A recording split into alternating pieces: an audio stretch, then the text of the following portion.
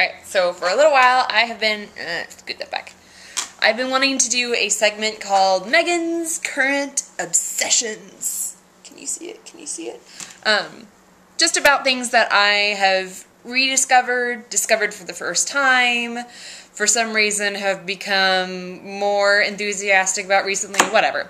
Category 1, music. Some backstory on this is that when I get really interested in a band, I tend to go a little overboard and buy everything I can find of theirs, which is a perfect time to have Christmas, because around Christmas, Chris's family generously usually indulges my whims of the time. So this year for Christmas, I got 3 CDs that are all from the Decemberists, and they're going to be my music obsession for this episode, I suppose. They are kind of folksy sounding, almost. They're a modern band, but it almost sounds like something you would hear in a medieval tavern, because their songs are kind of about tales and poems, and the lead singer has a really neat and unique voice, and I've just really enjoyed their compositions. So that's the Decemberists, which are my current music obsession. Sometimes when Chris is playing first-person shooters, P.S., just for those of you I haven't already ranted about this with, I cannot play first-person shooters. No good. The Xbox, which normally is my friend, suddenly becomes a foreign, strange, confusing place, because my character can never keep from getting dizzy and falling over. Anyway, tangent. When Chris is playing first-person shooters by himself, or with Mike, or other friend that's over, I am part of the experience, because I'm in the room, but they're not always the most intimidating things to watch, so I occupy myself with color books. I have this fabulous marker set, and I just pick out a little pattern in here, and I color it. It takes forever, but it kind of makes me feel like I'm doing something productive, and I'm still enjoying what, they're doing, and I'm in the middle of this one. I feel like I'm a part of the general fun and mayhem, and then I have something cool and creative to show for it afterwards. So that's my get through a first-person shooter habit. Okay, books. As far as books go, this one was sitting on my shelf for a long time. It's called Kushiel's Dart. I kind of picked it up on the way to the restroom because I needed reading material and didn't want to put it down for the rest of the day. It's really well written. Jacqueline Carey is the author. It's kind of a fantasy story, but it's a little different. See, her fantasy world, if you look at the map, looks an awful lot like Europe. She just named everything a little different, and so in her world, this character is kind of from France, which is called Terre d'Ang. I don't know how to pronounce French things.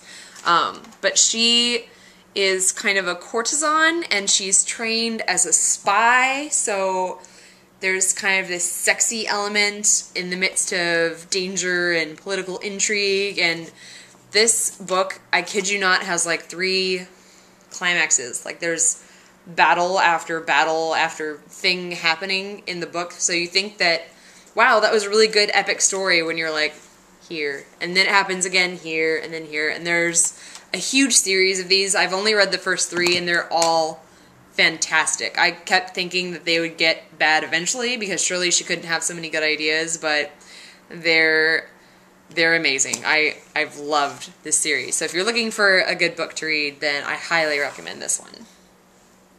Okay, so you knew I had to throw in a board game too, right? So for our game nights, this one has been a really big hit lately. It is called Small World. fantastic, if you can see that there. You can play with up to 5 players, which is great for a board game because usually they only go up to about 4. And you can also play with 2 players. There's different maps for the different numbers of people that are playing. The concept is that it's a very, literally, small world. The map is very limited in the space. And so there's all these different races kind of battling each other for room and for dominance. And you get points depending on how much land you control. And you're kind of playing like a god who is taken over and controls all these races and moves and manipulates the different races against everybody else so that you can try and dominate the most space on the board. So it's pretty simple to learn, it looks cool, it's got a good sense of humor, and it's definitely my board game pick for my obsessions of the day. I have 2 recent food-related discoveries. One of them is very simple, the sweet potato. I eat sweet potatoes all the time. It's almost disgusting. Pop them in. Nom, nom, nom, nom, nom, nom, nom, nom, nom, nom. Nom. And 2 is something that Chris is horrified by.